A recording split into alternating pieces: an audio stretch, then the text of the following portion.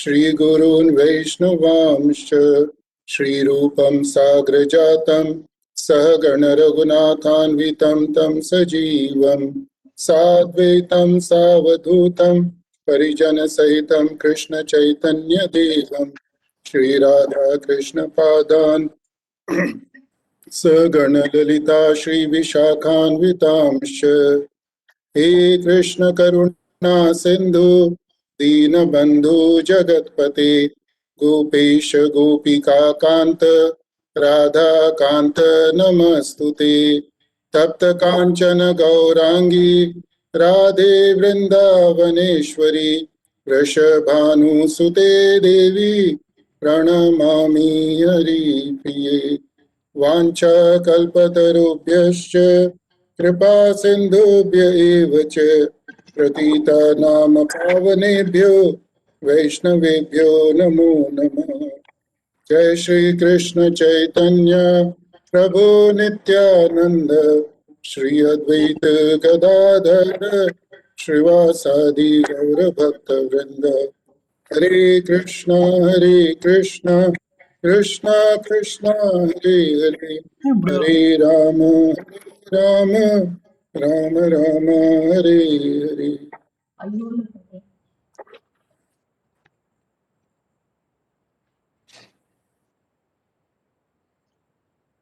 Hare Krishna. Girdhari Prabhu, can I request you to mute all the devotees' mic, please? Okay, bro.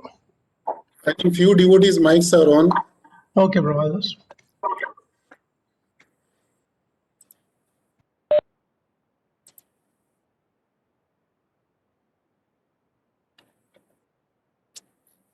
हरे कृष्णा प्रभु जी माता जी, सभी भक्तों का आज के कृष्ण भावना भावित कार्यक्रम में स्वागत है। आज एक बहुत विशेष दिवस है। आज शिवरात्रि है और समाज में ऐसी प्रथा है, कहा जाता है कि आज के दिन, आज की रात को, शिवरात्रि की रात को शिव जी और पार्वती जी का शुभ विवाह हुआ था। और ये दिन, इस दिन हम शिव जी की महिमा का गुणगान करते हैं। उन्होंने जो अपने लीलाएं दिखाई और जो उनके गुण हैं उनके ऊपर चर्चा करने का, स्मरण करने का प्रयास करते हैं। और श्रीमद् भागवतम के अंदर बहुत सारी जगह पर शुकदेव गोस्वामी ने, कृष्ण भगवान के भक्तों ने शिव जी के गुणों के बारे में, शिव जी की लीला के बारे में चर्चा करी है। तो आज हम श्रीमद् भागवतम के चतुर्थ स्कंद अध्याय नंबर 30 श्लोक नंबर 38 उसका उच्चारण करेंगे। ये बहुत ही सुंदर श्लोक है और इसका उच्चारण करने के बाद हम इस श्लोक के ऊपर चर्चा करेंगे और शिव जी के जो गुण हैं और उनकी लीलाएं हैं वो सागर के समान हैं। हम वो सब तो उन सब की, शिव जी की सारी लीलाओं की, सारी महिमाओं की चर्चा करना संभव है। तो उसमें से जितनी शक्ति है उसमें से थोड़ी सी शिव भगवान की जो महिमा है उसका वर्णन करने का प्रयास करेंगे। ओम ज्ञानतिमिरान्धस्य ज्ञानाञ्जनशलाकया चक्षुरुन्मिलितं येन तस्मै श्रीगुरवे नमः।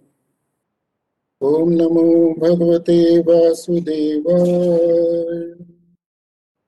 ओम नमो भगवते वासुदेवाय। ओम नमो भगवते वासुदेवाय। नारायणं नमस्कृत्य नरं चैव नरोत्तमं देवीं सरस्वतीं व्यासं ततो जयमुदीरयेत्। नष्टप्रायेषु अभद्रेषु नित्यं भागवत सेवया भगवती उत्तमश्लोके भक्तिर्भवती नैष्ठिकी। श्रीमद् भागवतम स्कंद 4 अध्याय 30 श्लोक नंबर 38.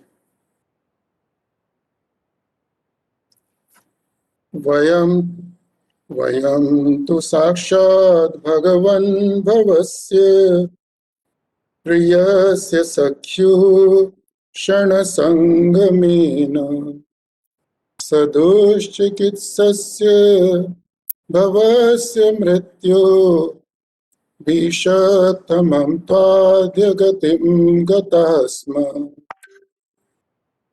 वयं तु साक्षात् भगवन् भवस्य प्रियस्य सख्युः क्षणसङ्गमेन सदुश्चिकित्सस्य भवस्य मृत्यो भीषतमं त्वाद्यगतिं गतः स्म। वयं तु साक्षात् भगवन् भवस्य प्रियस्य सख्युः क्षणसङ्गमेन सुदुश्चिकित्सस्य भवस्य मृत्यो भीषतमं त्वाद्यगतिं गतः स्म। Vayam, we, tu, then, Sakshat, directly, Bhagavan, O Lord, Bhagavasya, of Lord Shiva, Priyasya, very dear, Sakyu, your friend, Shana, for a moment, Sangamena, by association, Sudush Chikitsasya, very difficult to cure, Bhavasya, of material existence, Mrityo, of death, Bhishka Tamam, the most expert physician, Tva, you, Adya, today, Gatim, destination, Gataha, have achieved, Sma, certainly. Translation and purport by His Divine Grace, A.C. Bhaktivedanta Swami Srila Prabhupada ki jai. Dear Lord, by virtue of a moment's association with Lord Shiva, who is very dear to you and who is your most intimate friend, we were fortunate to attain you. You are the most expert physician capable of treating the incurable disease of material existence. On account of our great fortune, we have been able to take shelter at your lotus feet. Srila Prabhupada ki jai. Can I request any devotee to read the purport, please? Hare Krishna. Hare Krishna. Dhanavad. Hare Krishna, Prabhu.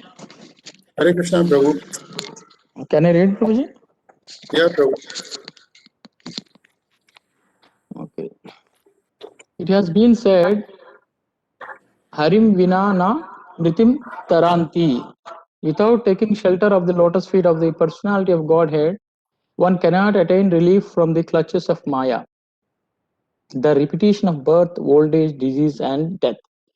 The Prachitas received the shelter of the Supreme Personality of Godhead by the grace of Lord Shiva. Lord Shiva is the supreme devotee of Lord Vishnu, the Supreme Personality of Godhead. Vaishnavam Yada Shambhu. The most exalted Vaishnava is Lord Shiva. And those who are actually devotees of Lord Shiva follow Lord Shiva's advice and take shelter at the lotus feet of Lord Vishnu. The so-called devotees of Lord Shiva, who are simply after material propensity, are in a way deceived by Lord Shiva. He does not actually deceive them because Lord Shiva has no business deceiving people. But because the so-called devotees of Lord Shiva want to be deceived, Lord Shiva, who is very easily pleased, allows them all kinds of material benedictions. These benedictions might ironically result in the destruction of so-called devotees. For instance, Ravana took all material benedictions from Lord Shiva, but the result was that he was ultimately devastated with his family. kingdom, and everything else because he misused Lord Shiva's benediction. Because of थोड़ा नीचे जाएगा पूरा scroll करें.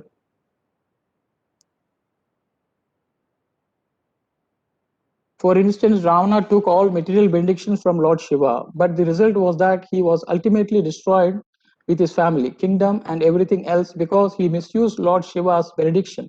Because of this material power, he became very proud and puffed up so that he dared kidnap the wife of Lord Ramachandra. In this way, he was ruined to get material benedictions from Lord Shiva. Is not difficult, but actually, these are not benedictions. The Prachetas received benedictions from Lord Shiva, and as a result, they attained the shelter of the lotus feet of Lord Vishnu. This is the real benediction. The gopis also worship Lord Shiva in Vrindavan, and the Lord is still staying there as Gopishwara. The gopis, however, prayed that Lord Shiva bless them by giving them Lord Krishna as their husband. There is no harm in worshipping the demigods, provided that one's aim is to return home back to Godhead. Generally, people go to the demigods for material benedictions. As indicated in Bhagavad Gita, कर्मणि तैर हृतज्ञान प्रत्यन्ते न्या अन्य देवता तम तम नियमम अस्ताय प्रत्या नित्याः स्वयं. Those whose minds are destroyed by material desires surrender unto demigods and follow the particular rules and regulations of worship according to their own natures. One emmanuel by material benefits is called Kritagnyana, one who has lost his intelligence. In this connection, it is to be noted that sometimes in revealed scriptures, Lord Shiva is described as being non-different from the Supreme Personality of Godhead. The point is that Lord Shiva and Lord Vishnu are so intimately connected that there is no difference in opinion. The actual fact is Ekale Ishvara Krishna, Hara Sab Pratya. The only supreme master is Krishna, and all others are his devotees or servants. Chaitanya Charitamrita Adilila 5.142. This is a real fact, and there is no difference of opinion between Lord Shiva and Lord Vishnu in this connection. Nowhere in revealed scriptures does Lord Shiva claim to be equal to Lord Vishnu. This is simply the creation of so-called devotees of Lord Shiva who claim that Lord Shiva and Lord Vishnu are one. This is strictly forbidden in the Vaishnava Tantra. Yastu Narayanam Devam. Lord Vishnu, Lord Shiva, and Lord Brahma are intimately connected as master and servants. Shiva Vrinichi Nutam. Vishnu is honored and offered obeisance by Lord Shiva and Lord Brahma. To consider that they are all equal in a different offense. They are all equal. They are all equal in the sense that Lord Vishnu is the Supreme Personality of Godhead and all others are his eternal servants. Hare Krishna. Hare Krishna, Prabhu.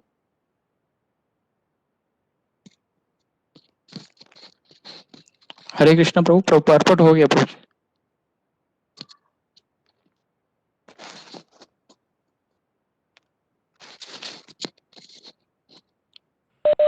If anybody wants to recite the verse,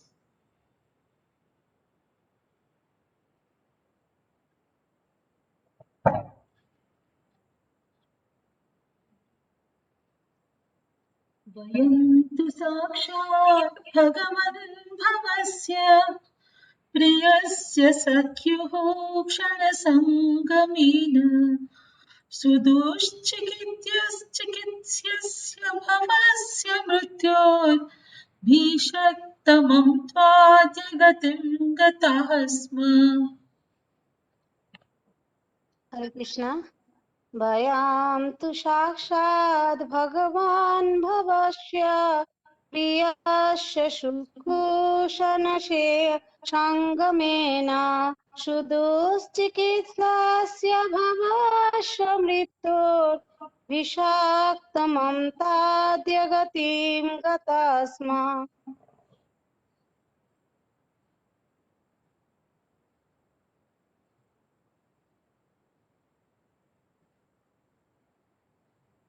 Any other Prabhu would like to recite? अयं तु साक्षात् भगवान् भवस्य प्रियस्य सखो समसङ्गमेन सुदुःखितस्य भवस्य मृत्यु विषक्तमं तत्तगतिं गता स्म. हरे कृष्ण. वयां तु साक्षात् भगवान् भवस्य प्रियस्य सख्यो क्षणसङ्गमेन सुदुःखितस्य भवस्य मृत्योर्विषागतामां त्वदीय गतिं गता स्मः. हरे कृष्णा प्रभुजन माता जी, अभी कथा को प्रारंभ करते हैं. हमारे शास्त्रों में 3 सत्य के बारे में बताया गया है और यह 3 तत्वों के बारे में बताया गया है. विष्णु तत्व, जीव तत्व और शिव तत्व. विष्णु तत्व के अंदर विष्णु भगवान आते हैं. विष्णु भगवान सारे अवतार आते हैं. जीव तत्व के अंदर ब्रह्मा जी, और ब्रह्मा जी ने जितनी सृष्टि की रचना करी वह सब जीव तत्व के अंदर आते हैं. और शिव तत्व के अंदर सिर्फ शिव जी हैं. और शिव जी ना तो विष्णु तत्व के अंदर आते हैं और ना जीव तत्व के अंदर आते हैं. हमारे शास्त्र में 3 तत्वों के बारे में बताया गया है, विष्णु तत्व, जीव तत्व, शिव तत्व. और साथ साथ में ये भी बताया गया है कि कोई भी व्यक्ति विष्णु तत्व, जीव तत्व, शिव तत्व इनको नहीं समझ सकता. और शिव तत्व को जहां तक समझने की बात है, महाभारत के अंदर एक प्रसंग आता है जिसके अंदर युधिष्ठिर महाराज भीष्म पितामह देव से प्रार्थना करते हैं कि महाराज आप हमें शिव जी की महिमा के बारे में कुछ बताइए. तो भीष्म पितामह देव युधिष्ठिर जी कहते हैं कि नहीं, मैं तुम्हें कुछ नहीं बता सकता. तो युधिष्ठिर महाराज कहते हैं कि पितामह आप क्यों नहीं बता सकते, आप तो महाजन हैं. तो भीष्म पितामह देव कहते हैं कि बेटा, शिव जी के बारे में कृष्ण भगवान के अलावा कोई भी कुछ नहीं जानता. तो जहां तक शिव भगवान को जानने समझने की बात है, भीष्म पितामह देव जो 12 में से एक महाजन है, वो भी कहते हैं कि मैं शिव जी को नहीं समझ सकता. श्रीमद् भागवतम के अंतिम स्कंद में और अंतिम अध्याय के अंदर एक बहुत सुंदर श्लोक है, निम्न गानम यथा गंगा, देवानाम अच्युतो यथा, वैष्णवानाम यथा शंभु, पुराणानाम इदम यथा. तो सुखदेव गोस्वामी कहते हैं कि जिस तरह से सभी नदियों में गंगा जी सर्वश्रेष्ठ हैं, सभी देवों में अच्युत कृष्ण भगवान सर्वश्रेष्ठ हैं, सभी पुराणों में जिस तरह से भागवतम सर्वश्रेष्ठ है, उसी तरह से सभी वैष्णवों में शिव जी सर्वश्रेष्ठ वैष्णव हैं. वैष्णवाणाम यथा शंभु, वैष्णव जो विष्णु भगवान के उपासक हैं, विष्णु भगवान की पूजा करते हैं. तो श्रीमद् भागवतम के इस श्लोक के अनुसार शिव जी परम वैष्णव हैं. लेकिन अगर हम शिव जी की वेशभूषा को देखें तो शरीर पर चिता की भस्म लगाते हैं, गले में मुंडमाला धारण करते हैं, शरीर के चारों तरफ सांप लिपटे रहते हैं, और पहनने के लिए जो मृत पशु हैं उसकी खाल को धारण करते हैं. तो हम कभी कभी सोच सकते हैं कि मन में विचार आता होगा कि कैसे वैष्णव हैं. जब भी हमारे मन में वैष्णव की कल्पना होती है, वैष्णव के बारे में सोचते हैं, तो लगता है कि वैष्णव को धोती कुर्ता पहने होना चाहिए, तिलक होना चाहिए, कंठी माला होना चाहिए, हाथ में जपमाला होनी चाहिए, भागवतम होनी चाहिए। लेकिन शिव जी परम वैष्णव है, लेकिन उनकी ये वेशभूषा है, तो हम उनकी वेशभूषा को भी नहीं समझ सकते।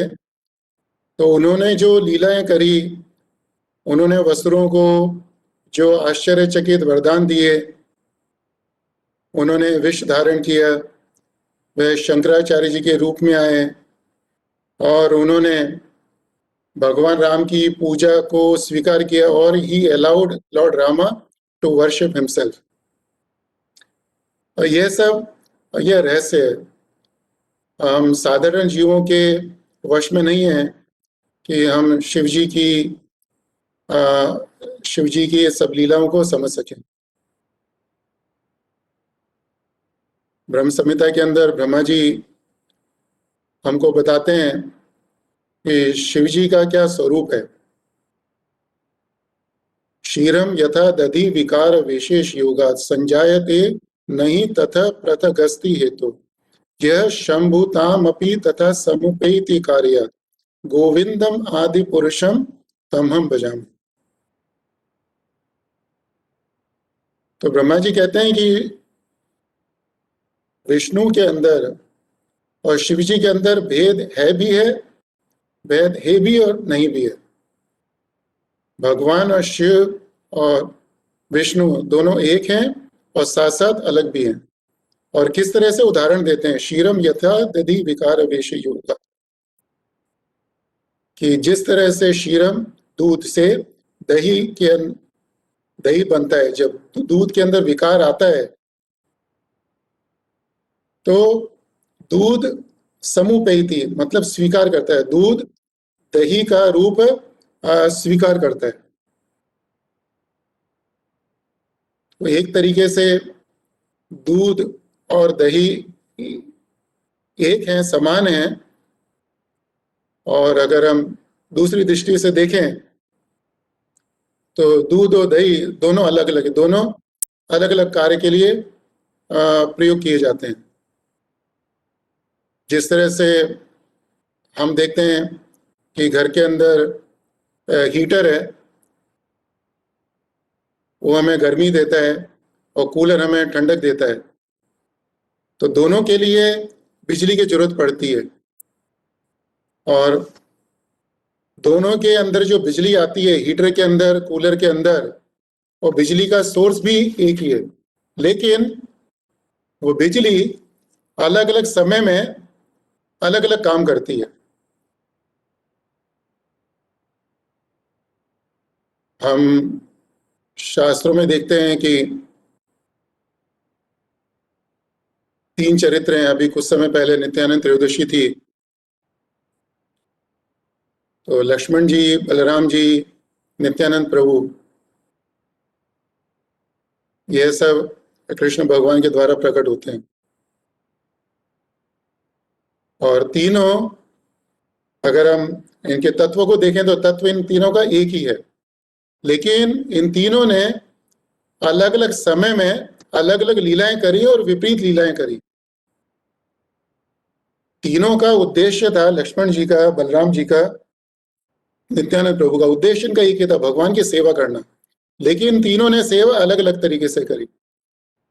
बलराम जी, सॉरी लक्ष्मण जी, सबसे पहले लक्ष्मण जी की बात करते हैं। He was very loyal, loyalty उनका एक गुण था कि भगवान ने जो बोला उसके आदेश का एज इट इज उसका पालन करने का। भगवान राम ने बोला कि सीता जी को वाल्मीकि की आश्रम में छोड़ के आने का है, तो लक्ष्मण जी ने ऐसा ही किया। भगवान राम ने बोला कुछ पूछना मत, जी लक्ष्मण ने कुछ नहीं पूछा कि भगवान आप ऐसा क्यों बोल रहे हैं ना, तुरंत उन्होंने आज्ञा का पालन किया। जब अग्नि परीक्षा का समय आया तो सीता माता ने लक्ष्मण जी को बोला कि अग्नि तैयार करो, भगवान राम ने नहीं बोला। और लक्ष्मण जी के लिए बहुत कठिन कार्य था, लेकिन फिर भी लक्ष्मण जी ने जो अवतार लिया, जो रूप लिया, उसमें भगवान की सेवा करी। किस तरह से? भगवान ने जो बोला उसका तुरंत एज इट इज यथारूप पालन किया। उसके बाद में वही बलराम जी, वही लक्ष्मण जी बलराम जी के रूप में आए हैं। तो कृष्णा एक तरफ, बलराम जी एक तरफ है। और हमको मालूम है कि जब कुरुक्षेत्र के युद्ध का समय आया तो बलराम जी का झुकाव दुर्योधन की तरफ ज्यादा था। और इसके साथ साथ हमको श्रीमद् भागवत से मालूम पड़ता है कि कृष्ण भगवान और बलराम जी दोनों ने अलग अलग की लीलाएं करी और उनके अलग अलग ग्रुप भी थे, उनके ना अलग अलग गुट थे उनके, और उनकी अलग अलग विचारधाराएं भी थी।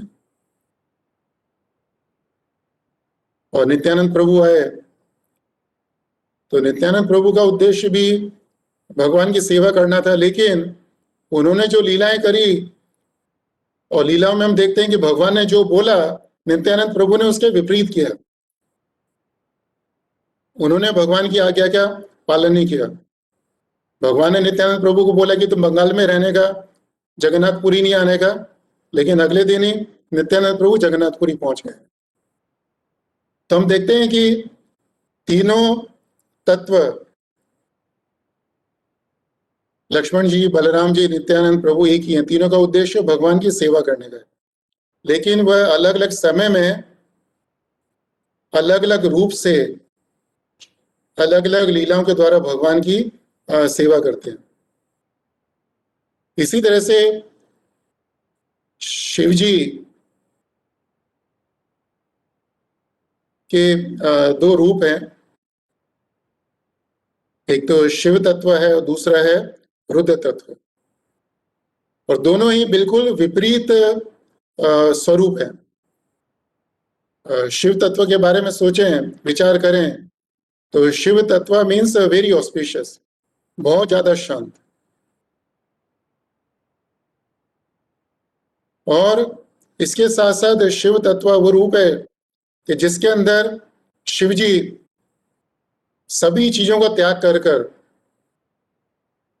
हिमालय के ऊपर जाकर सिर्फ राम राम राम राम, भगवान राम के नाम का जप करते रहते हैं।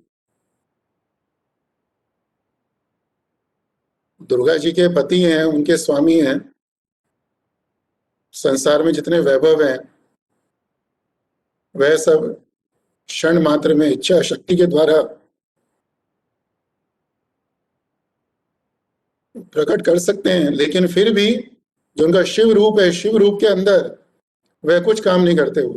वो सिर्फ भगवान के राम नाम के ऊपर ध्यान करते हैं। और उनका दूसरा रूप देखें, रुद्र रूप, तो रुद्र रूप शिवा रूपा के बिल्कुल विपरीत है। रुद्र रूप के अंदर शिव जी सृष्टि का संहार करते हैं, और संहार करने के साथ साथ सृष्टि को खत्म होने से बचाते भी, संहार से बचाते भी हैं, सृष्टि को विनाश से भी बचाते हैं। जब हिरण्यकशिपु का वध करने के लिए नरसिंह भगवान का अवतार हुआ, तो नरसिंह भगवान ने हिरण्यकशिपु का वध किया, और वध करने के बाद भी नरसिंह भगवान का क्रोध शांत नहीं हो रहा था उनका। और नरसिंह भगवान ने हिरण्यकशिपु के वध करने के लिए, हिरण्यकशिपु के वध नहीं, हिरण्यकशिपु की पूरी सेना का, हिरण्यकशिपु की सेना भी बहुत बड़ी थी, बहुत भयंकर सेना थी। और हिरण्यकशिपु स्वयं इतना शक्तिशाली था कि वह अपनी आंखों की भौं को घुमाते थे। Just by the movement of his eyebrows he would control even the Varun देवता, अग्नि देवता, सन गॉड, सभी देवी देवताओं को सिर्फ अपनी आंखों की भौं के मूवमेंट के द्वारा वह अपने वश में रखता था। तो नरसिंह भगवान को इतना क्रोध था कि उन्होंने सारी सेना का, हिरण्यकशिपु का वध सिर्फ 12 घंटे के अंदर कर दिया। कुरुक्षेत्र के युद्ध में तो कृष्ण भगवान ने 18 दिन लगाए थे, ये युद्ध 18 दिन चला था। यहाँ पे नरसिंह भगवान को इतना क्रोध था कि उन्होंने हिरण्यकशिपु का और उसकी सेना का सिर्फ कुछ ही घंटों में संहार कर दिया, और उनका क्रोध शांत नहीं हो रहा था। तो सभी देवी देवता स्तुति करने के लिए आते हैं उस समय, तो शिव जी भी वहां पर विराजमान है और नरसिंह भगवान की स्तुति करते हैं।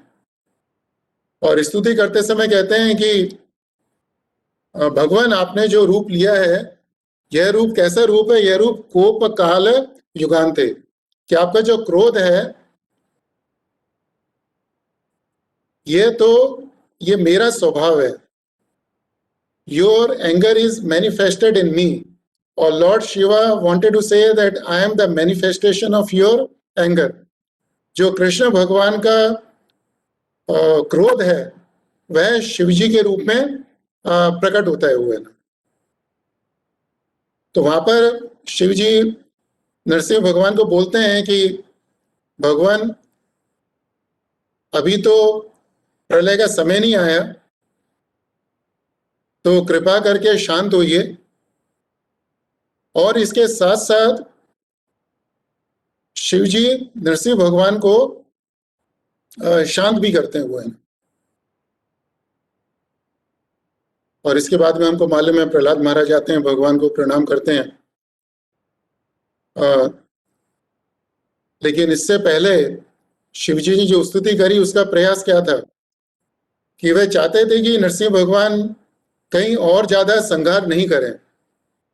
तो शिवजी का जो रुद्र रूप है सिर्फ संहार ही नहीं करता, वह कई बारी जो और ज्यादा संहार होने वाला है, डिस्ट्रक्शन होने वाला है, उससे भी सृष्टि को हमें बचाता है। इस हमारे शास्त्रों के अंदर आता है कि सृष्टि, स्थिति, प्रलय, ये 3 चीजें हैं कि सृष्टि की रचना करना, उसका पालन करना, उसका संहार करने का। तो सृष्टि की रचना करने का काम ब्रह्मा जी करते हैं, पालन का काम विष्णु भगवान करते हैं, और संहार का काम शिव जी करते हैं। लेकिन हमको यहाँ पर ये ध्यान रखना चाहिए कि जब हम कहते हैं कि विष्णु भगवान सृष्टि के पालन का काम करते हैं, सृष्टि का पालन करते हैं, तो इसका अर्थ यह नहीं है कि विष्णु भगवान सृष्टि का संहार नहीं कर सकते। जब कृष्ण भगवान ने नरसिंह भगवान का रूप लिया तो उस समय उन्होंने क्या किया? ही डेस्ट्रॉयड, उन्होंने संहार किया उन्होंने। तो इसी तरह से शिवजी सिर्फ संहार ही नहीं करते, उनका जो रुद्र रूप है वो सिर्फ डिस्ट्रक्शन के काम नहीं आता। वो शिवजी का एक रूप है, वह सृष्टि का पालन भी करता है। जब समुद्र मंथन हुआ तो उस समय सभी तरफ विनाश हो रहा था, क्योंकि जो समुद्र मंथन से विष निकला वो बहुत भयंकर विष था, और उसके प्रभाव से जगह जगह संहार हो रहा था। तो शिवजी ने सभी जीवों के ऊपर दया दिखाई, और शिवजी ने कहा कि भगवान चाहते हैं कि सृष्टि आगे बढ़े और सृष्टि के जो प्रजापति हैं वह जीवित रहें। तो मुझे भगवान की सेवा करने के लिए अभी सृष्टि को विनाश होने से बचाने का है। तो इसी कारण से शिवजी ने हलाहल विष को अपने कंठ में धारण किया, और शिवजी ने हलाहल विष को अपने कंठ में धारण किया तो इसके प्रभाव से ये जितनी सृष्टि थी वह हलाहल विष के प्रभाव से बच पाई है। तो हम देखते हैं कि जिस तरह से हम देखते हैं कि शिव जी के अंदर पालन शक्ति है, सृजन शक्ति है, संहार शक्ति है, तीनों शक्तियां उनके अंदर विद्यमान है। और इस संसार में जो दूसरे तत्व हैं उनके अंदर भी हम देखते हैं कि we can see that they have the power of creation, maintenance and destruction. जो अगर 5 महाभूत हैं, अगर हम उनके बारे में विचार करें तो हमें एहसास होगा कि 5 महाभूत के अंदर भी सृजन करने की शक्ति है, पालन करने की शक्ति है और संहार करने की शक्ति है। अगर हम पानी का उदाहरण लें तो हम देखते हैं कि एक जो बीज होता है, जैसे मूंग की दाल है, अगर उसके ऊपर पानी मूंग की दाल में जीवन नहीं है, उसके अंदर वो मृत है अभी, लेकिन जब उसको पानी में भिगोते हैं तो वह अंकुरित हो जाती है, तो उसके अंदर जीवन आता है। और जब ऐसे ही बीज के अंदर थोड़ा और पानी दें तो बीज अंकुरित होके पौधा बनता है, पौधे से वृक्ष बनता है, तो वो धीरे धीरे बढ़ता है। तो growth is a sign of पालन। तो उस समय पानी पालन का काम करता है। और वही पानी जब हमारे मुख में होता है तो वह विनाश का भी काम करता है। जब हम भोजन करते हैं तो खाना मुंह में जाता है, तो चबाने के लिए क्या पानी, जूस की आवश्यकता होती है। वो कहाँ से आता है? वह जल के द्वारा आता है। तो जिस जल के द्वारा जो भोजन उत्पन्न हुआ, फल फूल बढ़े, वही जल उस चीज को नष्ट भी करता है। इसी तरह से अग्नि, इट्स ए कंट्रोल्ड फायर।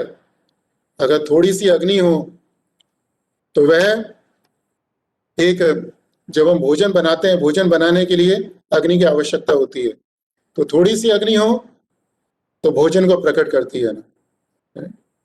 और वही अग्नि जो भोजन बनाया हुआ है उसको कुछ समय के लिए पालन भी करती है।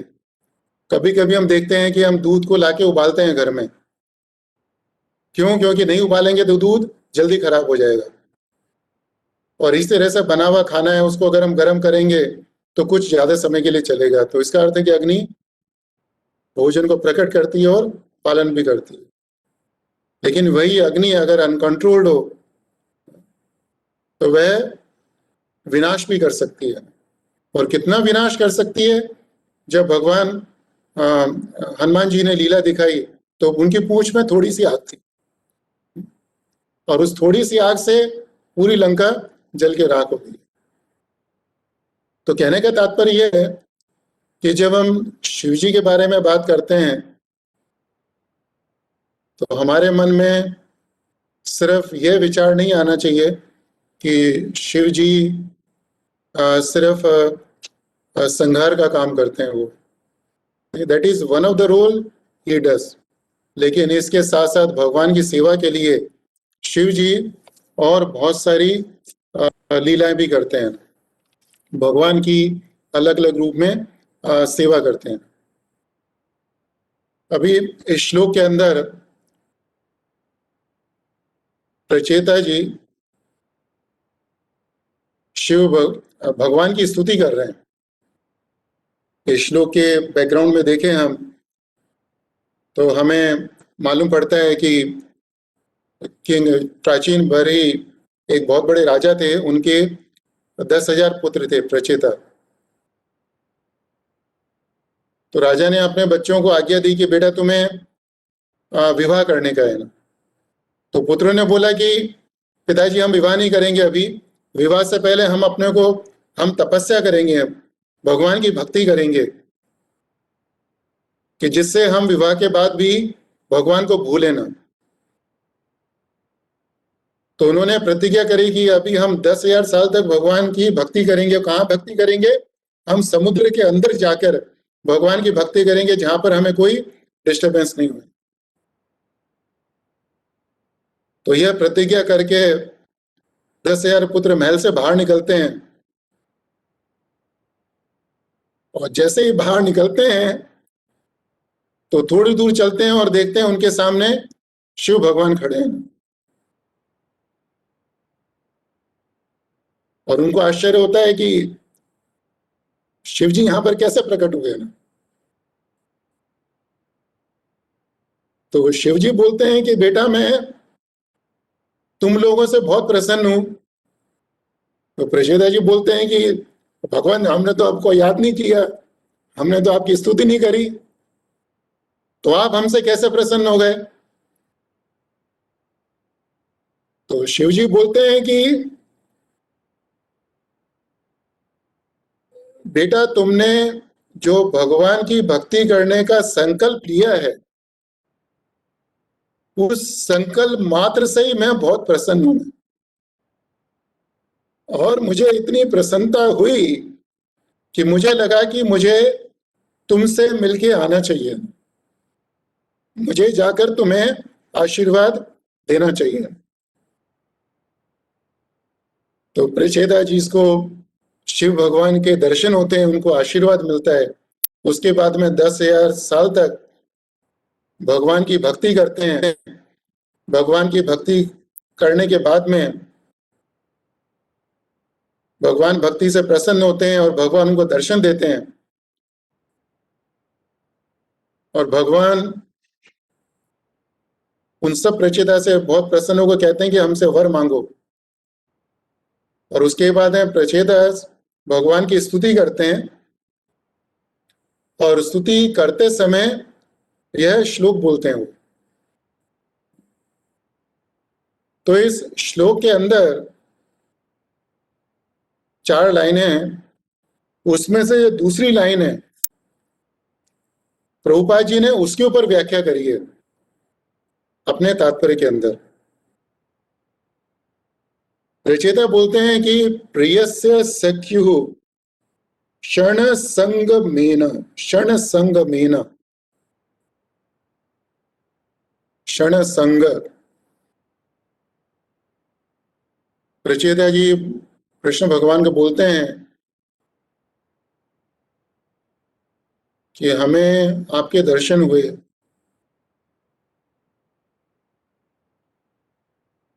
लेकिन आपके दर्शन हमें क्यों हुए। हमने 10,000 साल तक आपकी भक्ति करी, उसके कारण दर्शन नहीं हुए। हमने एक महाभागवत का संग किया, उसके कारण हमें आपके दर्शन हुए। वयम तु साक्षात भगवान भवस्य प्रियस्य सख्युः। प्रियस्य सख्युः यह शिव जी के लिए है ना, और इसके बारे में अभी हम चर्चा भी करेंगे। तो प्रचेता जी बोलते हैं कि भगवान जो हमें आपके दर्शन हुए, उसका मूल कारण क्या है कि हमें शिव जी का संग मिला। और संग कितने मिला? क्षण संग, सिर्फ क्षण मात्र संग मिला है, और उसके कारण हमें आपके दर्शन हुए। जिस तरह से शिव जी के 2 रूप हैं, एक तो शिव रूप और दूसरा रुद्र रूप, उसी तरह से शिव जी की कृपा के भी 2 रूप हैं, और प्रभुपाद जी ने तात्पर्य के अंदर बताया भी है। शिव जी हमारे ऊपर 2 तरह की कृपा कर सकते हैं। एक कृपा को बोलते हैं सकपट कृपा, और दूसरी कृपा को बोलते हैं निष्कपट कृपा। सकपट कृपा मीन्स मर्सी विद डुप्लीसिटी, और निष्कपट कृपा मीन्स मर्सी विदाउट डुप्लीसिटी। कपट का अर्थ होता है छल करना, और डुप्लीशियस बिहेवियर, कि बाहर से कुछ व्यवहार करने का और अंदर से दूसरा सोचने का है कि मन में कुछ हो और बाहर कुछ हो। तो शिव जी आशुतोष हैं, वो बहुत ही शीघ्र प्रसन्न होते हैं, लेकिन प्रसन्न होने के बाद वो हमारे ऊपर दो तरह की कृपा कर सकते हैं, सकट कृपा और निष्कपट कृपा है। सकट कृपा क्या होती है उसके बारे में प्रभुपाद जी ने तात्पर्य के अंदर बताया, और प्रभुपाद जी रावण का उदाहरण देते हैं। और रावण कौन था? रावण असुर था। असुर का अर्थ राक्षस नहीं, असुर का अर्थ था वह हमेशा अपने सुख के बारे में, वैभव के बारे में, इंद्रिय भोग के बारे में सोचता रहता था। तो जो आसुरी व्यक्ति हैं,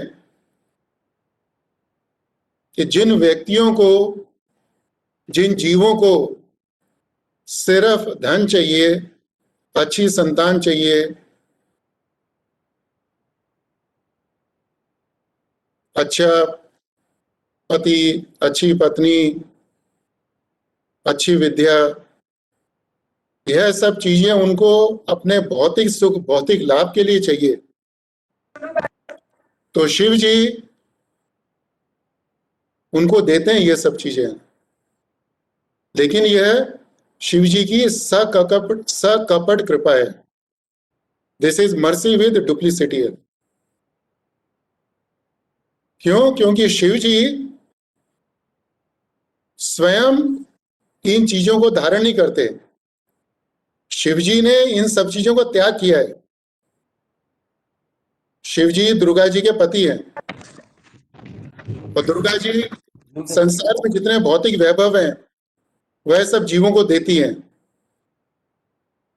लेकिन शिव जी यह सब भौतिक वैभव का त्याग करके, सब चीजों को छोड़कर वह कैलाश पर्वत पर जाते हैं। अगर हम देखें तो शिव जी के पास रहने के लिए कोई महल नहीं है, पहनने के लिए वस्त्र नहीं है, आभूषण नहीं है। क्यों? क्योंकि शिव जी स्वतः ही इन सब चीजों का त्याग करते हैं। और त्याग क्यों करते हैं? क्योंकि शिव जी के लिए यह सब अनर्थ है। अनर्थ का अर्थ है कि जिसका कोई मूल्य नहीं है। शिव जी इन सब का त्याग करते हैं क्योंकि शिव जी को मालूम है कि इन सब चीजों के द्वारा उनका कल्याण नहीं होगा। शिव जी को मालूम है कि इन सब चीजों के द्वारा उनको शांति नहीं मिलेगी। तो शिव जी स्वयं इन चीजों का त्याग करते हैं, संसारिक वैभव का त्याग करते हैं, सुखों का त्याग करते हैं। क्यों? क्योंकि उनको मालूम है कि इसके अंदर कल्याण नहीं है, इसके अंदर सुख नहीं है, इसके अंदर शांति नहीं है। लेकिन यही चीजें शिव जी बहुत सारे जीवों को देते हैं वो,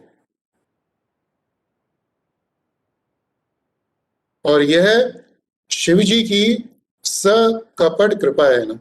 क्योंकि जिन जिन जीवों को शिव जी के द्वारा यह चीजें मिलती हैं,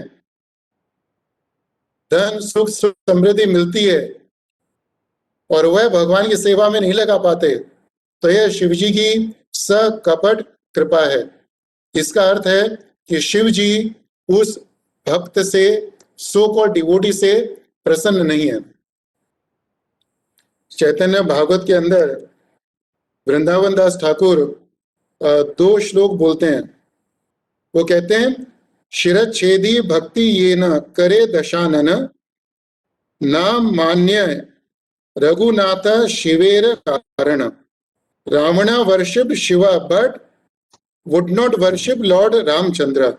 For this offense, Ravana's 10 heads were cut off. तो यहाँ पर वृंदावन दास ठाकुर जी हमको बताते हैं कि रावण ने शिव जी की बहुत भयंकर पूजा करी है ना, और रावण को लगता था कि मैंने शिव जी को प्रसन्न कर लिया है। लेकिन रावण ने क्या गलती करी कि डिड नॉट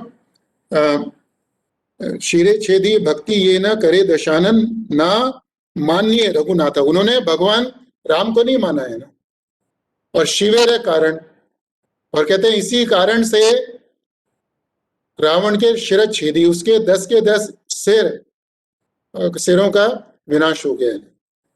और कहते हैं कि अंतरे छाड़ील शिवा से न जाने यह सेवा व्यर्थ हिल मैल सवम शे पूडिया।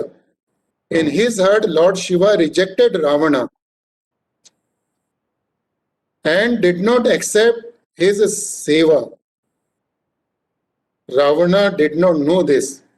Ravana's service to Lord Shiva was all in vain.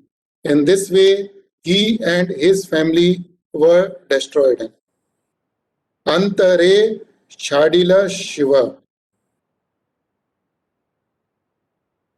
Ravan को मन ही मन में लगता था कि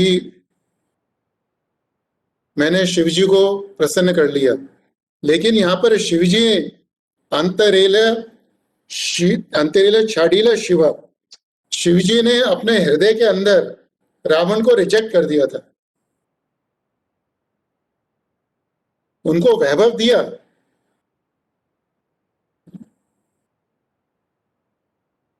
अबू धाबी के जो प्रेसिडेंट हैं, हम अगर उनके पास जाएं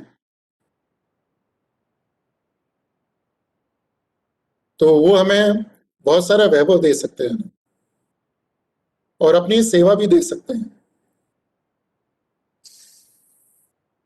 तो वैभव देना एक चीज है और सेवा देना दूसरी चीज है ना। तो शिवजी ने रावण को वैभव दिया, लेकिन शिवजी ने जो वास्तविक अर्थ, जिस चीज में वास्तविक सुख है, हाँ, वो नहीं दिया उनको। तो इसको कहते हैं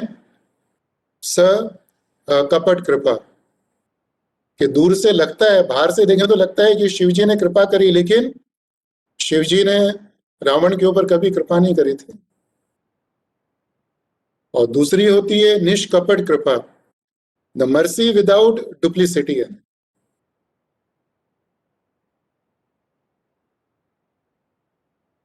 जो वास्तविक कृपा, कि जैसे यहां पर शिवजी ने प्रचेता के ऊपर करी। और मजे की बात है कि प्रचेता जिसने 10,000 प्रचेता थे, किसी ने भी शिवजी की पूजा नहीं करी, सिर्फ संकल्प किया कि हम भगवान की भक्ति करेंगे, और शिवजी प्रसन्न हो गए और स्वयं आकर दर्शन भी दिए। तब सोचिए किस जीव को शिवजी ने बिना तपस्या के स्वयं आकर दर्शन दिए,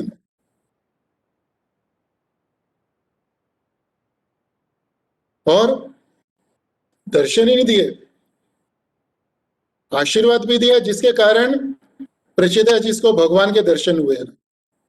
और हम सभी लोग, हम में से कौन सा ऐसा जीव है, कौन सा व्यक्ति है जिसके मन में इच्छा नहीं हो कि हम शिवजी का दर्शन करें, नहीं? जिसके अंदर इच्छा नहीं हो कि हमें भगवान के दर्शन हो, किसके अंदर इच्छा नहीं?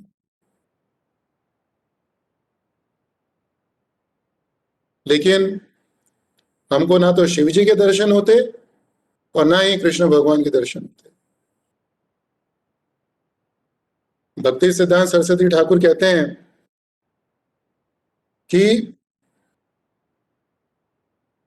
even the mere desire for nishkapat seva is rarely found in conditioned souls. Even the mere desire for nishkapat seva is rarely found in conditioned souls.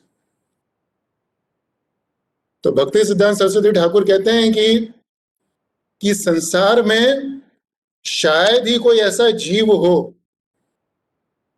जिसके मन में इच्छा हो कि मैं भगवान की निष्कपट सेवा करूं और मेरे को निष्कपट कृपा मिले। हमें भगवान की, शिव जी की निष्कपट कृपा कब मिलेगी? जब हम निष्कपट सेवा करेंगे। When we worship the Lord without duplicity, then we get the mercy also without duplicity. लेकिन हम भगवान विष्णु की, शिव जी की हमेशा कपट पूर्वक सेवा करते हैं,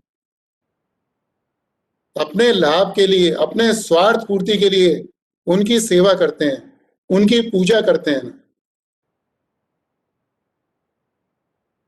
हमारे समाज में प्रथा है कि जो कुंवारी लड़कियां हैं वह शिव जी की पूजा करती हैं। तो शिव जी की पूजा क्यों करती हैं? क्योंकि उनको एक बहुत ही धनवान, पढ़ा लिखा, सुंदर लड़का मिले।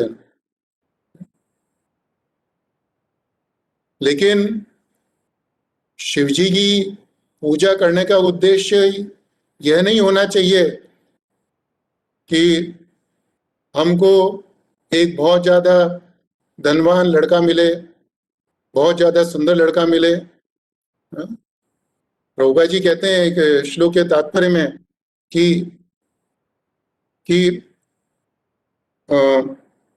every virgin girl is supposed to be the devotee of Lord Shiva.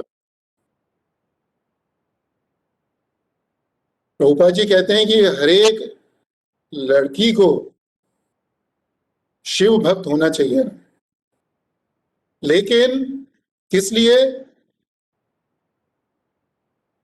कि वह शिव जी से मांगे कि भगवान मुझे आपके जैसा ही एक भगवान का भक्त पति चाहिए। गोपियों ने भी शिव जी की पूजा करी, लेकिन किस उद्देश्य से, किस इच्छा से? कि हमें कृष्ण भगवान पति के रूप में मिले, कि कृष्ण हमारे पति बने, ये उनके मन में भाव था।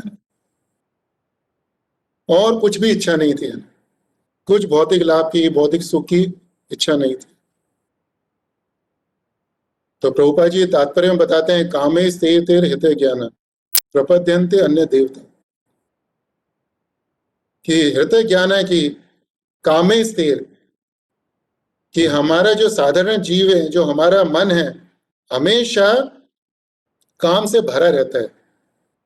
हमारे मन में हमेशा कुछ न कुछ भौतिक सुख, भौतिक लाभ की कामना, इच्छा बनी रहती है।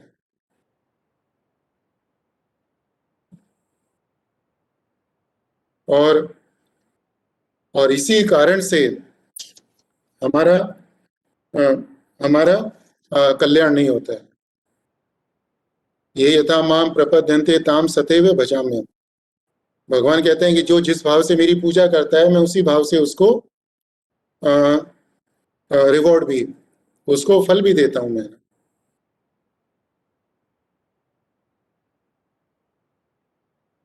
और जिस तरह से शिव जी सकपट कृपा देते हैं और निष्कपट कृपा देते हैं, उसी तरह से भगवान भी हमको अपनी सकपट कृपा देते हैं और निष्कपट कृपा भी देते हैं। समुद्र मंथन के प्रसंग में आता है कि भगवान मोहिनी अवतार लेते हैं और जो अमृत का पात्र अपने हाथ में ले लेते हैं, और एक तरफ देवता बैठे हैं और एक तरफ असुर बैठे हैं। तो भगवान अमृत देवताओं को दे रहे हैं, लेकिन देख असुरों को रहे हुए हैं। तो जब भगवान असुरों को देख रहे थे तो असुरों को लग रहा था कि हमारे ऊपर भगवान की बहुत बड़ी कृपा है। but that was the sakapat kripa of Lord Krishna, कि that was the duplicitous mercy of Lord Krishna. क्योंकि जो वास्तविक अमृत है वह भगवान देवताओं को, सॉरी, असुरों को नहीं दे रहे थे, वह तो देवताओं को दे रहे थे, है ना। लेकिन असुरों को ऐसा लगा कि भगवान हमारे ऊपर कृपा कर रहे हैं। तो जब हम भगवान की भक्ति करते हैं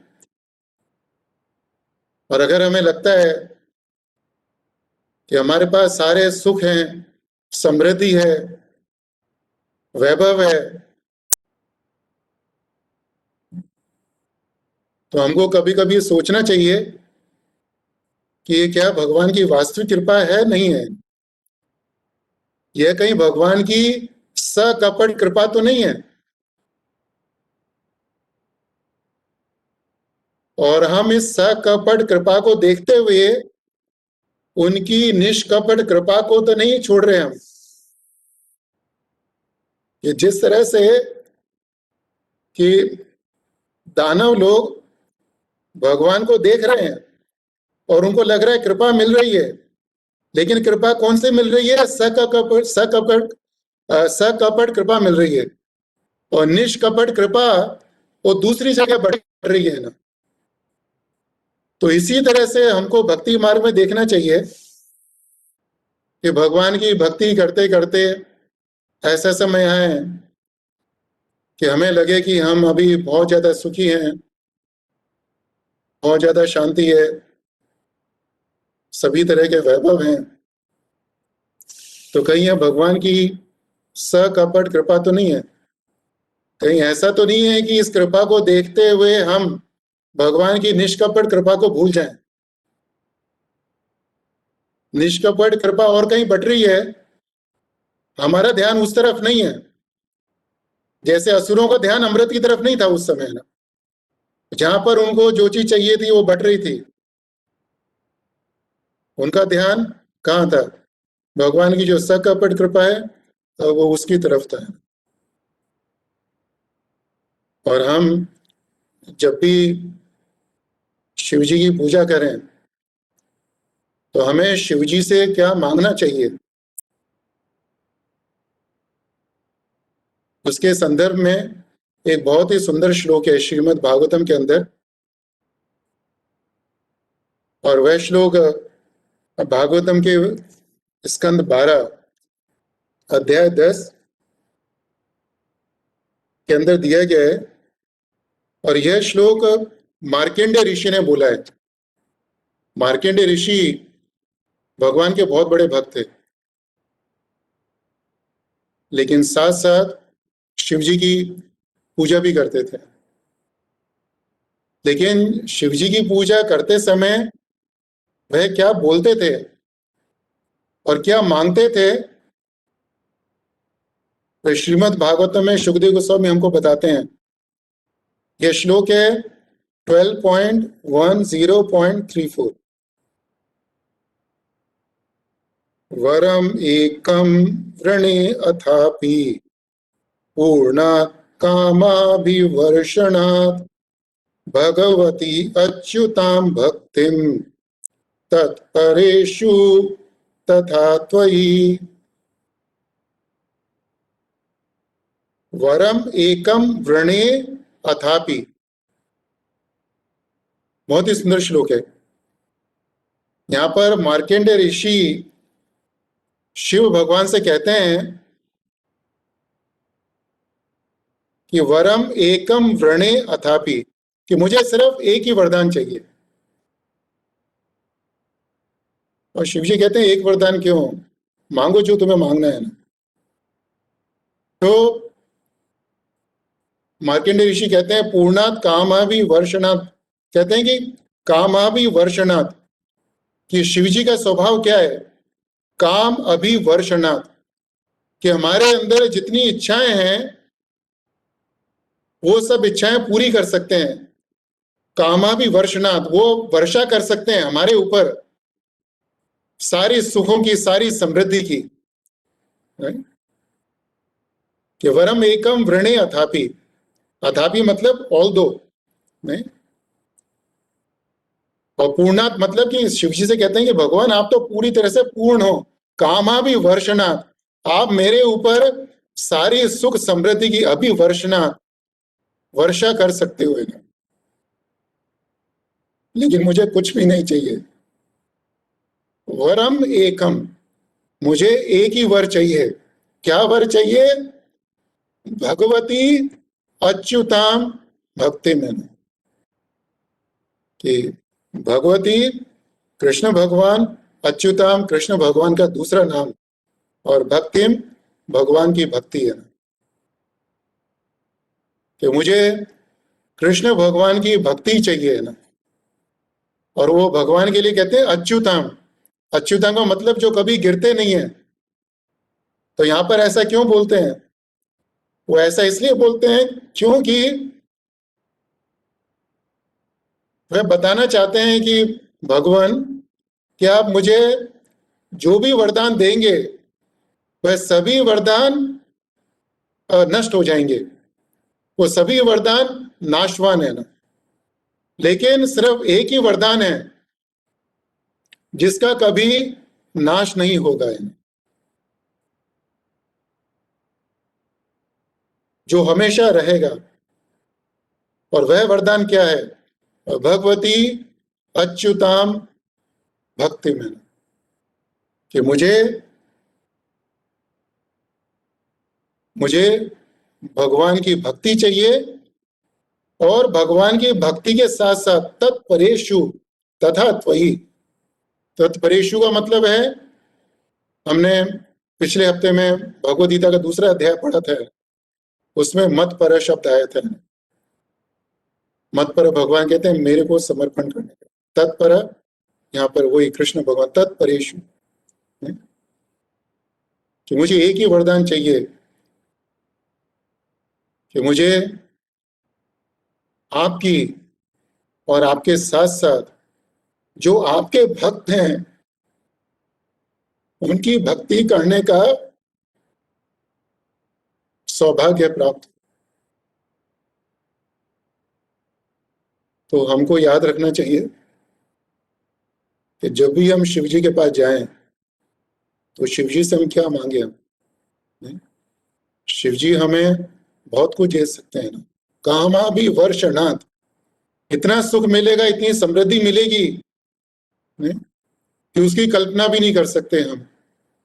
लेकिन वह सब नष्ट होने वाला है, वो कुछ भी हमारे साथ नहीं जाएगा।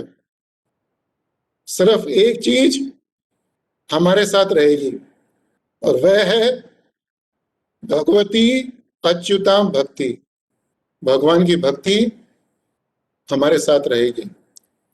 तो इस तरह से हमको शिव जी की स्तुति करनी चाहिए। और शिव जी के बारे में दूसरी चीज, महत्वपूर्ण चीज हमको याद रखनी चाहिए कि जो शिव तत्व है और गुरु तत्व है, दोनों अभिन्न हैं।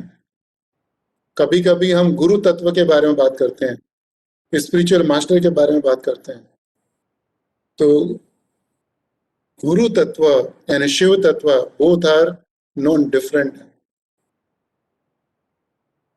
दीक्षया गुरु मूर्ति स्तः सर्वानुग्रहकः शिवः।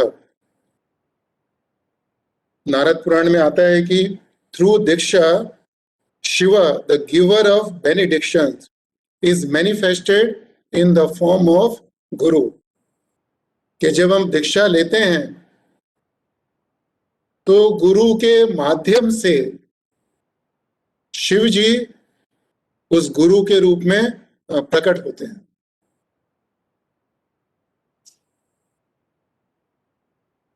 और इस श्लोक के अंदर दूसरी लाइन में रचिता जी बोलते हैं कि प्रियस्य सख्युः, प्रियस्य सख्युः,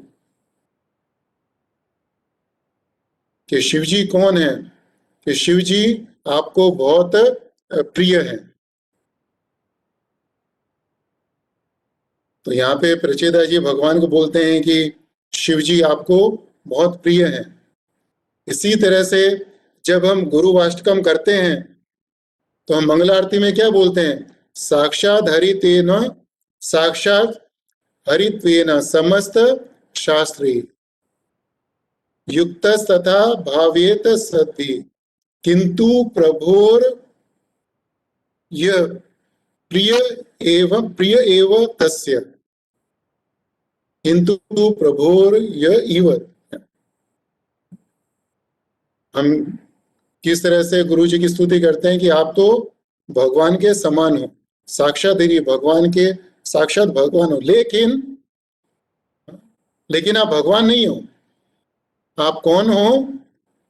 प्रिय एव, आप भगवान के बहुत प्रिय हो। कि जिस तरह से गुरु भगवान के बहुत प्रिय सेवक होते हैं, उसी तरह से शिवजी भी भगवान के बहुत प्रिय हैं। और ब्रह्मा जी बोलते हैं कि इस संसार में नहीं, सभी लोकों में no one is more dear to Krishna as Lord Shiv. कहते हैं कि भगवान को शिवजी से ज्यादा कोई भी प्रिय नहीं है। और शिवजी कृष्ण भगवान को इतने प्रिय हैं कि कृष्ण भगवान शिवजी के ऊपर कभी क्रोध नहीं करते। जितने देवी देवता हैं, हमको उदाहरण मिलेगा कि भगवान ने उनके ऊपर क्रोध किया। भगवान ने सभी देवता, जैसे भी ब्रह्मा जी की बात लें तो ब्रह्मा जी ने जब हिरण्यकशिपु को वरदान दिया तो उसके बाद में कृष्ण वॉज नॉट हैप्पी, भगवान खुश नहीं थे। लेकिन शिवजी ने जब वृकासुर को वरदान दिया, वह वरदान भी कोई अच्छा वरदान नहीं था। वो नहीं, उस वरदान के द्वारा वृकासुर को शक्ति मिली कि किसी का भी संहार कर सकता था। वो ऐसा वरदान दिया, ऐसा वरदान दिया। और उसके बाद में भगवान ने आकर शिवजी को बचाया।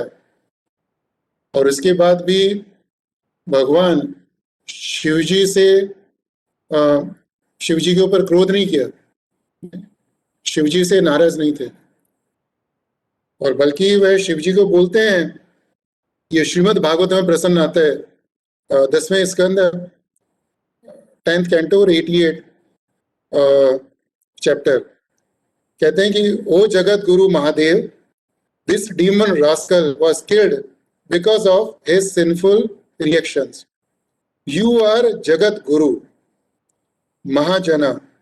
If someone commits aparadh to a mahajana and Jagat Guru like you, how will he get any kalyan, auspiciousness?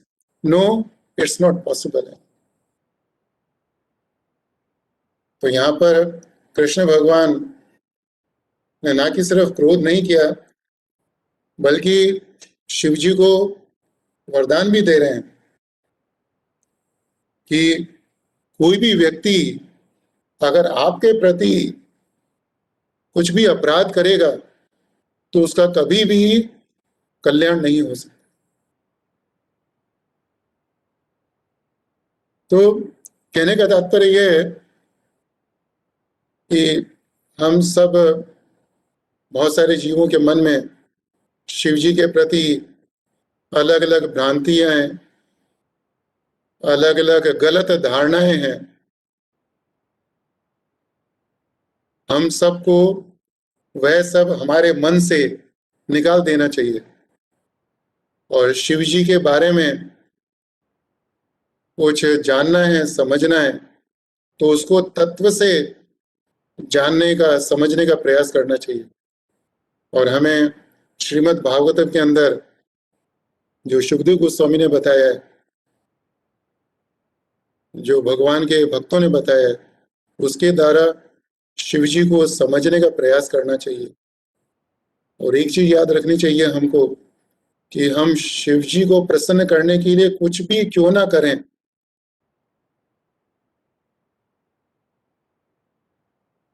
हमें शिव जी की निष्कपट कृपा नहीं मिलेगी जब तक कि हम कृष्णा की भक्ति नहीं करेंगे।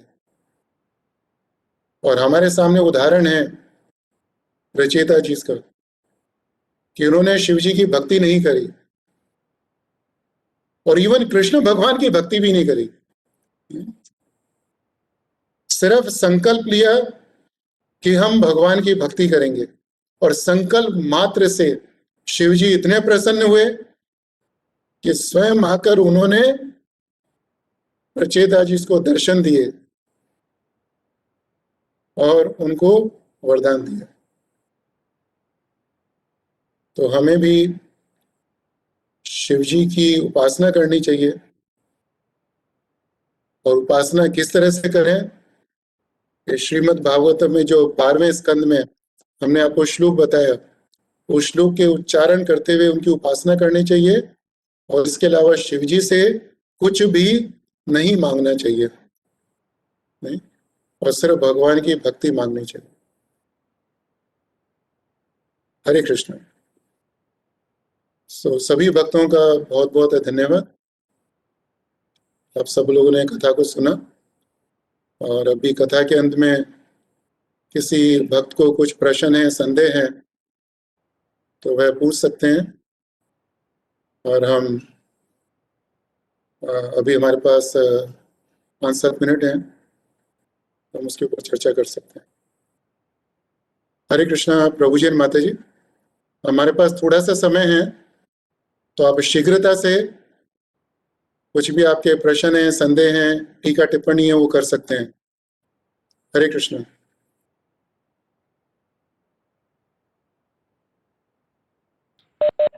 हरे कृष्ण प्रभु जी, वो आपने क्या रेफरेंस दिया था, वो गुरु के माध्यम से शिव जी प्रकट होते हैं, उसके बारे में?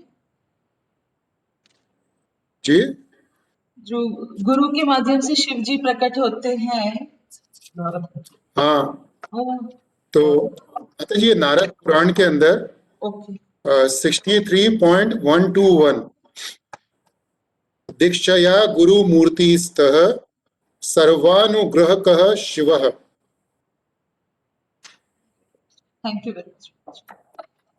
हरे कृष्ण।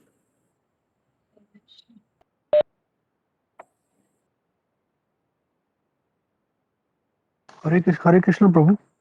प्रभु आपने पानी का उदाहरण दिया ना, पानी जैसे कि जीवन मिलता है, पानी से अंकुरित होता है, जैसे आपने उसका मूंग की दाल का या कोई भी बीज, कोई भी पौधा पानी से ही पनपता है। उसका आपने उसको बोला पानी से नष्ट भी होता है जब आप मुंह में खाते हैं उसको, वो मेरे को प्रभु थोड़ा दोबारा बताएंगे, समझ में नहीं आया प्रभु। हाँ, तो नहीं प्रभु, जो हम जिस चीज को बनाया वो हम पानी जब उसको खाते हैं तो खाने से नष्ट ही तो होता है ना प्रभु। वो जो हमारा जो भोजन है तो खाएंगे तो नष्ट ही होएगा वो। और अगर हम उसका उदाहरण नहीं भी लें तो भी हम देखते हैं कि जब प्रलय, जब सुनामी आती है, राइट, जब बाढ़ आती है तो पानी के द्वारा संहार भी होता है। वो जिस पानी के द्वारा हमको जीवन मिलता है, अगर किसी व्यक्ति को 4-5 दिन तक पानी पीने को नहीं दिया जाए तो उसकी मृत्यु हो जाएगी। तो जब पानी मुख में जाता है तो पानी से जीवन मिलता है, लेकिन वही पानी विनाश का भी कारण होता है। हरे कृष्णा। हरे कृष्णा प्रभु जी, इट्स सिमिलर लाइक आपने जो अग्नि का बताया था, जो खाना गर्म करते हैं हम लोग को, वही अग्नि हम लोग को एवरीथिंग वो करने से हमको ज्यादा देर खाना रख सकते हैं, and that it is very useful. Same time Hanuman ji ने जब अपने टेल पे वो अग्नि लगाया था, पूरा लंका जला दिया था। तो से it's same like, right, which you told now for water. हाँ, तो अग्नि जब कंट्रोल्ड फायर, उसके द्वारा सृष्टि होती है, हमारा भोजन प्रकट होता है।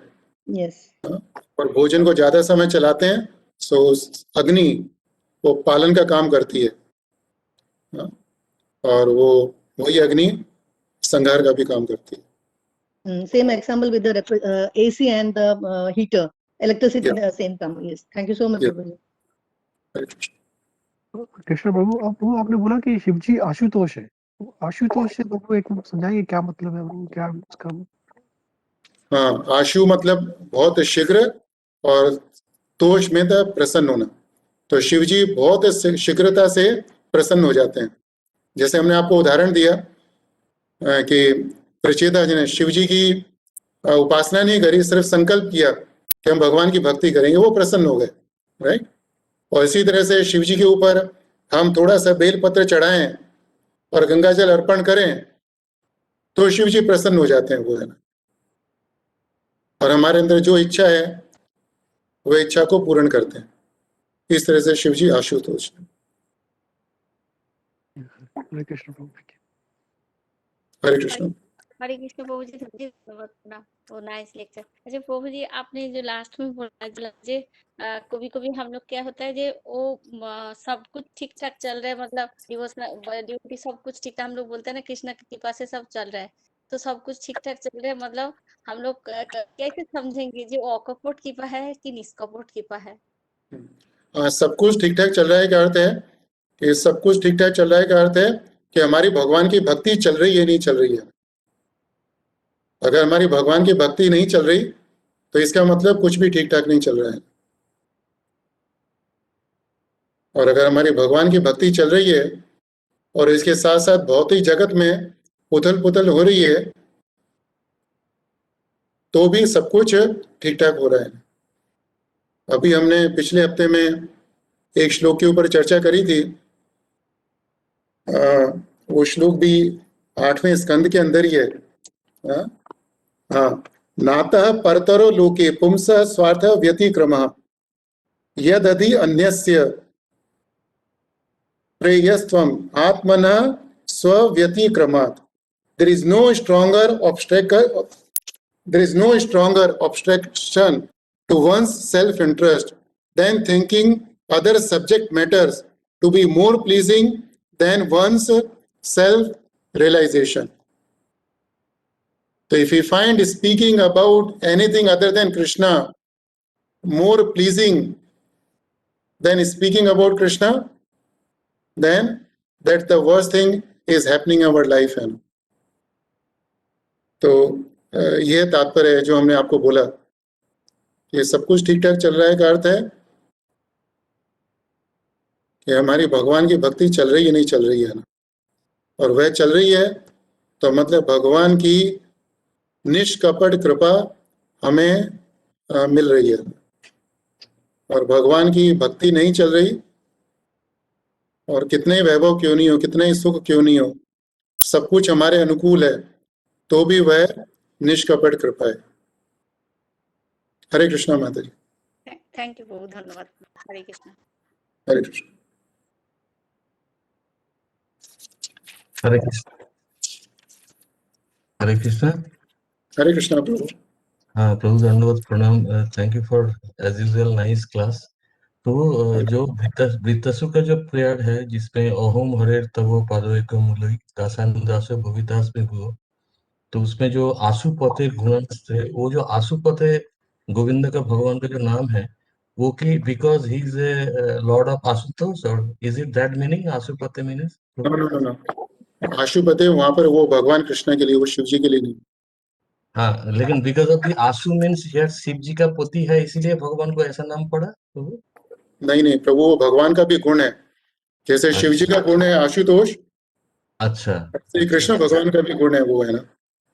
अच्छा अच्छा, थैंक यू। और Krishna is the reservoir of all qualities.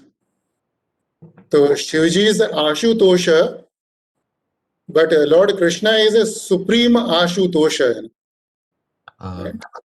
अच्छा, शिव जी का जो गुण है वो कृष्णा से प्रकट होता है, वो है ना। ठीक है प्रभु, वो हमको दे।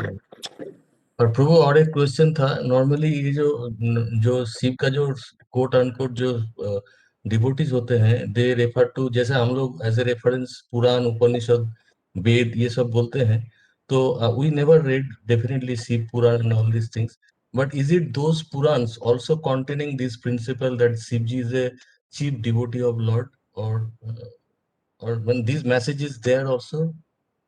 या प्रभु जी, मैंने शिव पुराण को नहीं पढ़ा, लेकिन जहाँ तक हमने शिव जी के बारे में पढ़ा है श्रीमद् भागवतम के अंदर, और शिव जी ने जो बोला है श्रीमद् भागवतम के अंदर, उसके अनुसार कृष्ण भगवान शिव जी के परम आराध्य हैं वो है।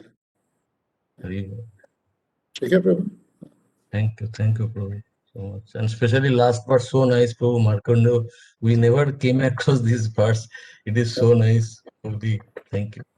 प्रभु जी, हम सब लोगों को श्लोक को याद करना चाहिए और उसका उच्चारण करना चाहिए हम जब भी शिव जी का स्मरण करें हम लोग। हरे Krishna. Hare Krishna.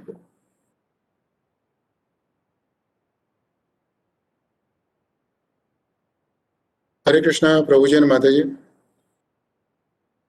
Krishna Prabhuji, Dandat Pranams. Thank you for the wonderful class once again, Prabhu. In fact, I always have learned to see the other side whenever I have listened to your class. You always do a lot of deep analysis and share with us. Thank you so much, Prabhu. In fact, this about Lord Shiva, how he prevented the untimely annihilation.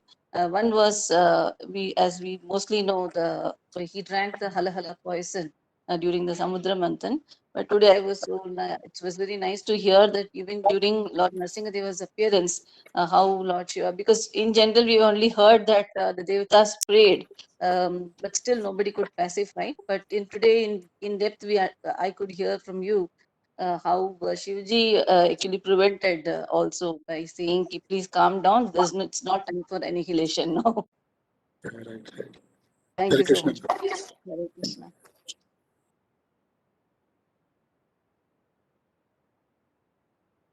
Prabhuji, can some devotees repeat on the few things I mentioned about pleasing the Lord Shiva, कि हम शिव जी को कैसे प्रसन्न कर सकते हैं? That is the most important thing we should learn today. Other things are all okay. So can a few devotees quickly speak very quickly about how to please Lord Shiva?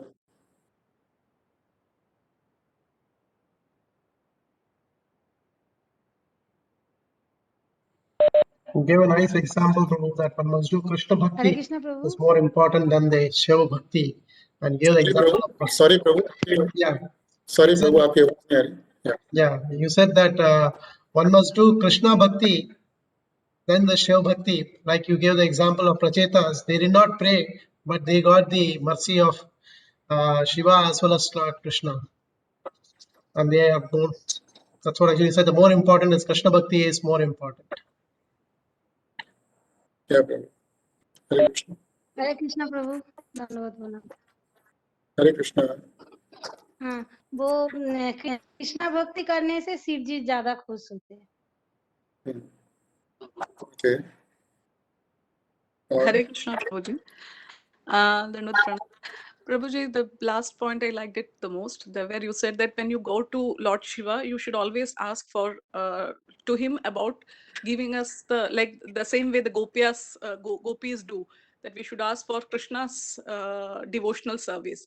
But Prabhuji, I have one more doubt also. Supposingly we are so much engrossed in Krishna's devotion, so instead of calling Lord Shiva as Shiva, sometimes we pray to Lord Shiva, address him as Krishna, address Shiva as Krishna. So is that an offense to Lord Shiva? नहीं माता जी, ये it's not an offence है ना.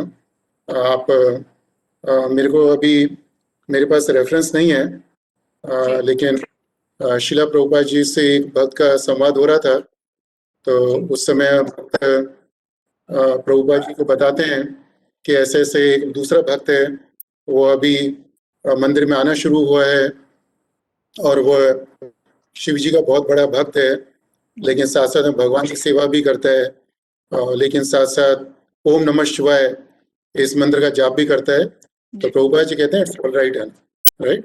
Okay. Let him chant Om Namah Shivaya. See, Okay. ओम नमः शिवाय बोलने में कोई दोष नहीं है, जी शिव जी की पूजा करने में दोष नहीं है। दोष किसके अंदर है? उनसे कुछ मांगने के अंदर है, जी right? वह दोष है उसके।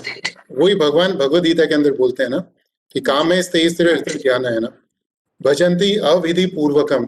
जब कृष्ण भगवान कहते हैं ना देवताओं की पूजा अविधि पूर्वक करते हैं, तो अविधि का अर्थ है कि हम भगवान से देवताओं से मांगते हैं वो चीज जो हमें नहीं मांगनी चाहिए। जी जी जो चीज मांगनी चाहिए वो नहीं मांगते हैं ना, राइट? That is अविधि। तो आप शिव जी से पूजा करिए, उनकी उपासना करिए। तो जो श्लोक मार्कंडेय ऋषि ने बोलिया आप उसकी स्तुति करिए, राइट? जी तो आपको अच्छा लगेगा वो, है ना? जी और शिव जी भी प्रसन्न होंगे उससे, है ना? ठीक है जी जी लेकिन अच्छा मत होइए, बताइए। आप शिव जी के जैसे स्तुति करते हैं आप करते रहिए, राइट? जी pleasing to lord Shiva as well as lord Krishna also. जी प्रभु जी, thank you so much. Hare Krishna, दंडवत प्रणाम। प्रभु जी हरे कृष्णा। हरे कृष्ण माता जी। प्रभु जी थोड़ा सा इस बात को समझाइए कि कृष्णा कहते हैं कि आप किसी भी भगवान की जब भक्ति करते हैं तो वो मेरी ही भक्ति है। नहीं माता जी, ऐसा तो कृष्ण भगवान ने कहीं पर भी नहीं बोला है ना।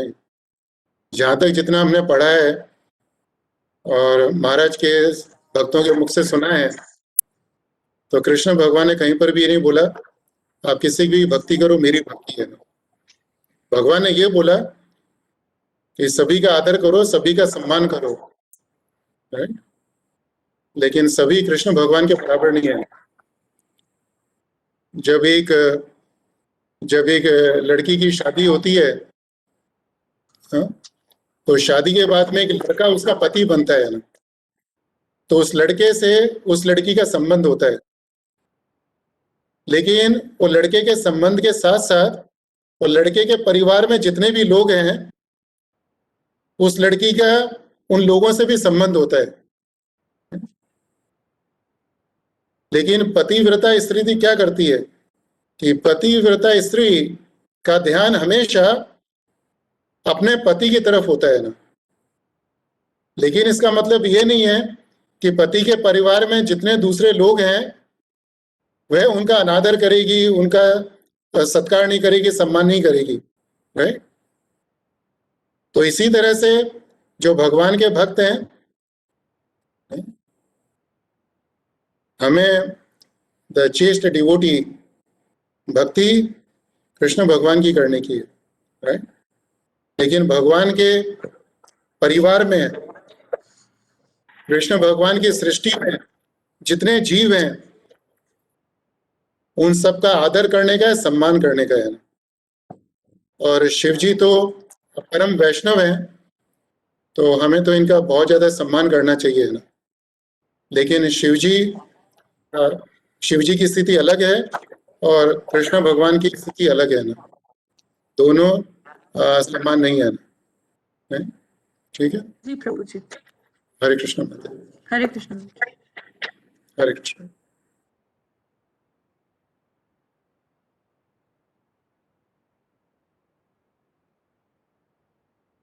हरे कृष्णा। सो गिरवरधारी प्रभु, अभी हम कथा को यहीं पे विराम देते हैं और सभी भक्तों से क्षमा याचना कि आज कथा के अंदर अतिरिक्त समय लिया, लेकिन